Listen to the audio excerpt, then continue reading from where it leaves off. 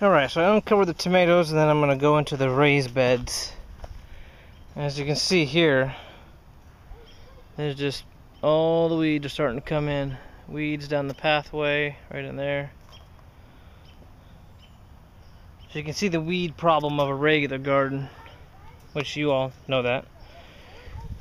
So here are the tomatoes. These are doing pretty good. I mean, they are really tall.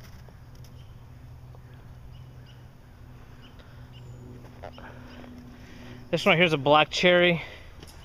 This one is a super sweet 100.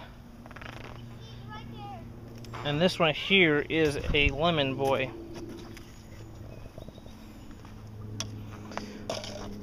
So this one, I just kind of grabbed one of those small round tomato cages and I've turned it upside down and stuffed it inside this triangular one because these will grow taller than this. So I put it up here so it can grow upwards of over 5 feet rather than just these normal ones that are like 3 feet tall. So those are those tomatoes, and we will walk out here. There's a dog. Every time you see the dog, he's just laying down.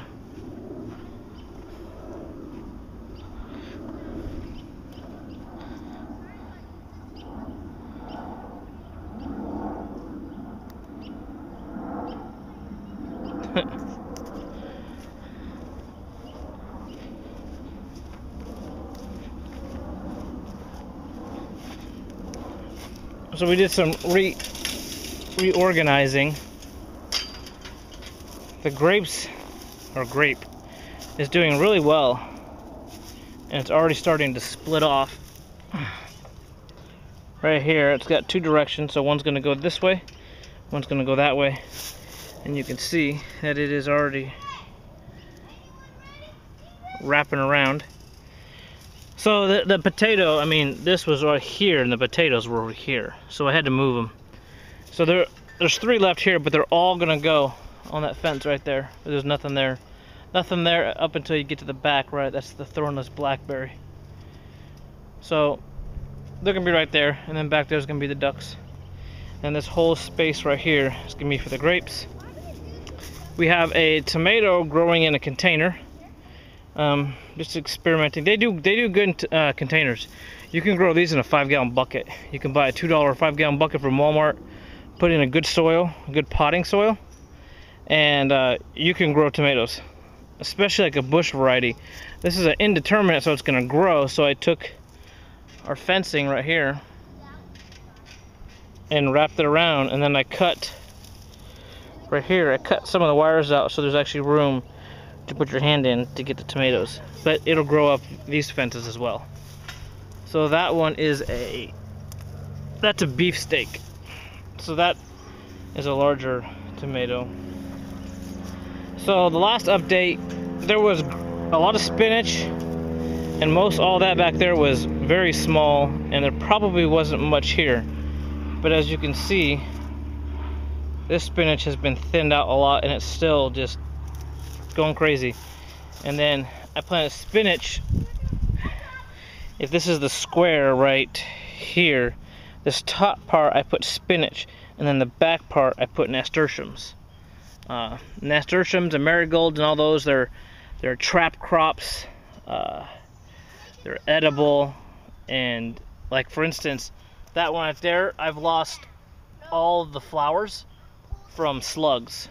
They crawl on top and they just kill it. But every time I've come out here, there's been slugs on marigolds, and a slug, in my raised beds, a slug has not touched any of the vegetables.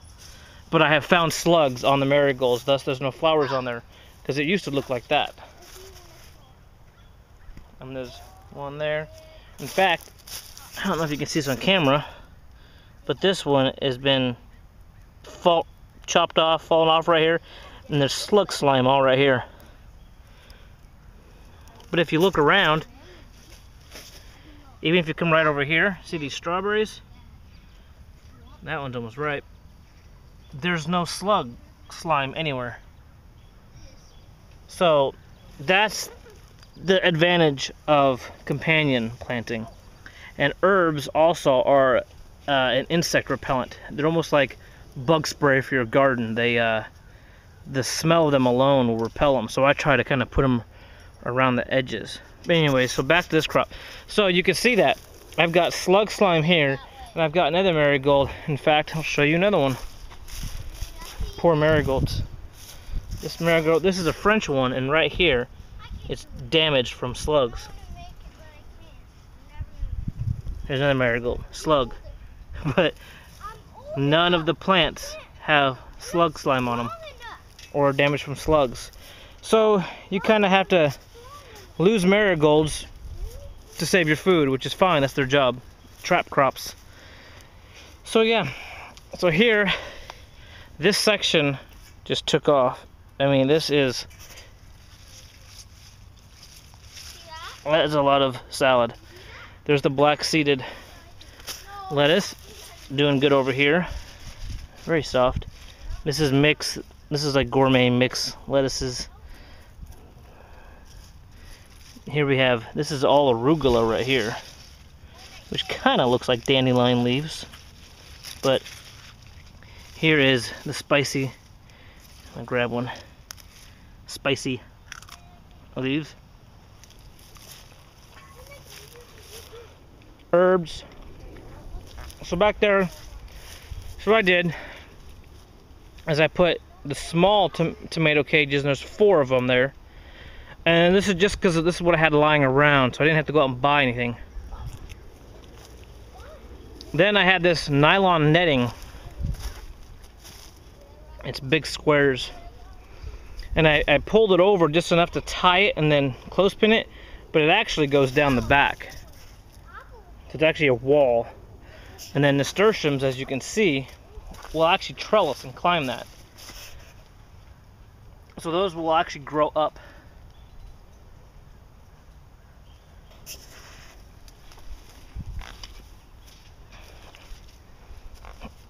Alright, so and then here's the potatoes. Not much to say. They're done. I mean, they're completely full of dirt and they're mulched. Now you just keep them watered and wait. Next year I'm probably going to do twice as much as that, if not more. Because I could do a whole video of just potatoes and how people in the back during times of hardship, especially in other countries, you can actually live off potatoes. I know they don't have all the vitamins and minerals you need, but if we're talking just calories and stuff to keep you going, a potato diet, if you had to, you could do breakfast, lunch, dinner, you could get about 3,000 calories a day just from potatoes. So they're great if you're unable to get food, if you're unable to get meat. You know, if you can supplement that with the stuff that gives you all the vitamins and minerals, you actually have a good carb in potatoes. And they're easy to grow and get a bunch of garbage cans. So I know right now they're cheap at the store, which is why some people don't grow them, because they're so cheap. But they're so easy to grow, you know, whatever. You can also can those. I've had canned potatoes, and surprisingly, they just taste like potatoes out of your garden. They don't taste weird or anything. So we're also going to do that. Extra, we're going to can. I'll go back to the tomatoes. So here we have pak choi. This got we have a rabbit around here that I'm trying to figure out how to solve that problem. Make Mr. Rabbit go away permanently. But anyway, so we have a rabbit that I can't seem to catch. This is pak choi, and we got dill and parsley and lettuce. Marigold again, damaged. Marigold right there, damaged right on the top. So every marigold I have is damaged. And I planted more marigolds. We have a mix here. We had a volunteer kale right here. Apparently I dropped some seed. We have more red Russian kale and just put it around it.